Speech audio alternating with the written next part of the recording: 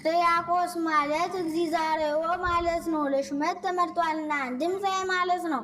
አብ ፀሐይ፣ ወልድ ፀሐይ፣ መንፈስ ቅዱስ ፀሐይ እያለ ይጽፋልና አንድም ብርሃን ማለት ነው። በትምህርቱ የመናን ልቡና ብሩህ ያደርጋልና ወአስርጓ በብርሃን ለመንበረ ማርቆስ ወንጌላዊ እንዲህ አንድም ልዑክ ማለት ነው። አንድም ንብ ማለት ነው። ንብ የማይቀስም አበባ የለም እሱም የጠቅሰው የለምና ሊሆነ እሱም የጠቅስ የለም ብሎ ማን ደርሱ ሲል ምስጢረ ሥላሴ ነገር አምልቶ አጉልቶ አስፍቶ ይጽፋልና ጥንተ ነገሩ እንደምንድን ነው ቢሉ ሐዋርያት በሲኖዶሳቸው የተማረ ግብረ ገብ የሆነ ሾም ብሏል። ሁለቱንስ አስተባብሮ እንደምን ይገኛል ብለው የተማረ ግብረ ገብ አይሆንም ሾም ብለዋል። በትምህርቱ ተከራክሮ መናፍቃንን ይረታል፣ ሃይማኖትን ያጸናና ሰውን ግን ውላሉ ያሰራዋል ሲሉ ያልተማረ ግብረ ገብ የሆነ ሾም ብለዋል። በትሩፋቱ ያጸድቃል፣ በጸሎቱ ይጠብቃልና እስመ በጸሎተ ጻድቅ ትድን ወይ ትማስን ሀገር እንዲህ ሕርያቆስ ያልተማረ ግብረ ገብ ነበርና በብንሳ በእልፍ መነኮሳት በሁለት እልፍ መነኮሳት ተሹሟል። ይህም ሕርያቆስ ጿሚ ታራሚ ግብረ ገብ መንፈሳዊ ነበርና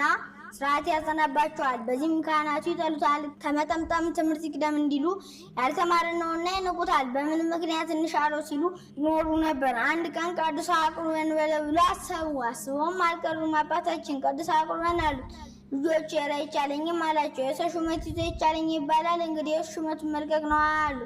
እሱም መንፈስ ቅዱስ አነሳስቶት ከዕለታት በአንድ ቀን ገብቶ ጓዙን አድርሶ ከፍሬ ቅዳሴ ሲደርስ ክፉን ሸካራውን ከባዱን የትኛውን ቅዳሴ ንጽው እስኪ ዛሬ ጉዱ እናያለን ሲባባሉ ተምኔቱ እንደ ቅዱስ ኤፍሬም ነው። የእመቤቴ ምስጋና እንደ ሰማይ ኮከብ እንደ ባሕር አሸዋ በዝቶልኝ እንደ ምግብ ተመግቤው እንደ ውሃ ጠጥቼው እንደ ልብስ ተጎናጽፌ እያለ ሲመኝ ይኖር ነበር። መንፈስ ቅዱስ የተመኙትን መግለጽ ልማዱ ነውና መንፈስ ቅዱስ ገልጦለት ጎሳ ልብየ ቃለ ሰናየ ጎሳ ልብየ ቃለ ሰናየ ብሎ ወይዜኒን ሰቦ ለአብ ወወልድ ወመንፈስ ቅዱስ ከሚለው ሰተት አድርጎ በቃሉ አድርሶታል። በዚህም አድንቀውለታል፣ እኩሌቶቹ አድንቀውበታል። አያችሁ በፍጡር አንደበት እንዲህ ያለ ምስጢር መነገር መንፈስ ቅዱስ ቢገልጥለት ነው እንጂ ብሎ የማይወዱት የማያከብሩት የሚመቀኙት ደግሞ የነገሩትን ቀለም አከናውኖ የማይናገር ዛሬ ምን ይቀባጥራል ብለው የሚወዱት የሚያከብሩት እንግዲህ ስተናግሮት ይቀራል። ጽፈን አፍፈን ደጎ ሰማይ ደረሰፍተና ኑር ብሏል። የማይወዱት የማያከብሩት የሚመቀኙት ደግሞ ማንም ሩቅ ብስ የለፈለፈውን ጻፉ ይሉናል ብሏል። እኖ በሀገራችን ስርዓት ያለ አይደለምን ይላቸዋል። በሀገራቸው ምን ስርዓት ነበር ቢሉ አዲስ ድርሰት እንግዳ ድርሰት የተደረሰ እንደሆነ ጽፎ ከባህር ይጥሉታል። ከባህር በደህና የወጣ እንደሆነ ከእሳት ይጥሉታል። ከእሳት በደህና የወጣ እንደሆነ ከድዊ ላይ ያደርጉታል። ድዊ የፈወሰ እንደሆነ ጽፎ አፍፎ ደጉሶ ሜደር ጽፎ ያስቀምጡታል። ይህንንም ውዳሴ ማርያም ጽፎ ከባህር ጣሉት።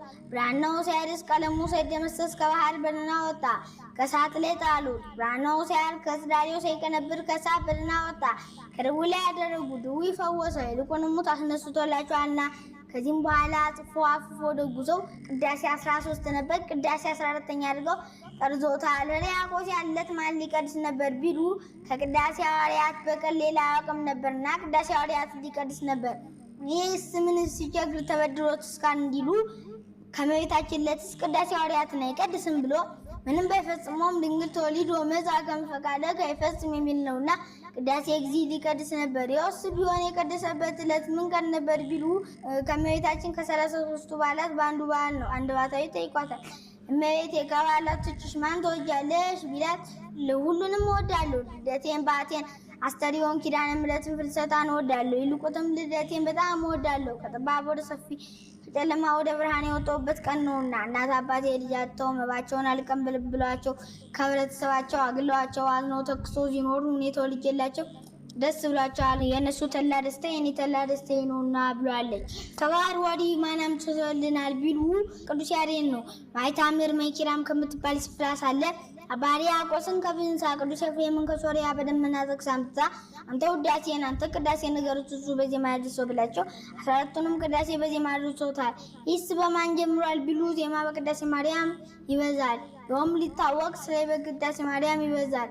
ከተከዚህ ወዲህ ማን አምጥቶልናል ቢሉ ሳሙኤል ዘዋልድ ባዘገብዛ አክሱም ዘምትውልደ ጌዴዎን ይለዋል። እሱ አምጥቶልናል፣ በዚህም ተጠቅሞበታል።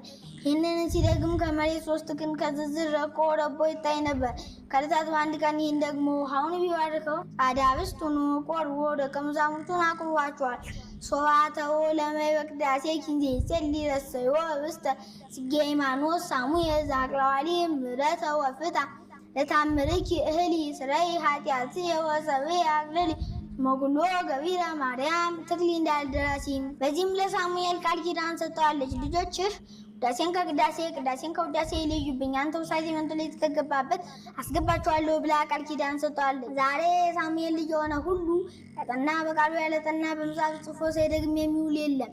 ተስፋ ለነሱ ብቻ አይደለም ለኛ ለምን ደግሞ ለምጸልየው ለምእመናን ሁሉ ነው እንጂ አንድ ዋታዩ ጠይቋታል። እመቤቴ ከምስጋናዎችሽ ማን ትወጃለሽ ብላት ልጄ ዳዊት አቡነ ዘበሰማያትን ቢደግሙልኝ ደስ እንደሚለው ሁሉ የሙዳሴን ቅዳሴን ቢደግሙልኝ ደስ ይለኛል ብላለች። አኮቴት ምስጋና ቁርባን ስጋው ደግሞ ልመናዋ በረከቷ ይደርብና እሱን ስጋ መለኮት ወይኑን ደግሞ መለኮት አድርጎ በመለወጥ ላይ እመቤታችን የምትመሰገን በምስጋና ነው።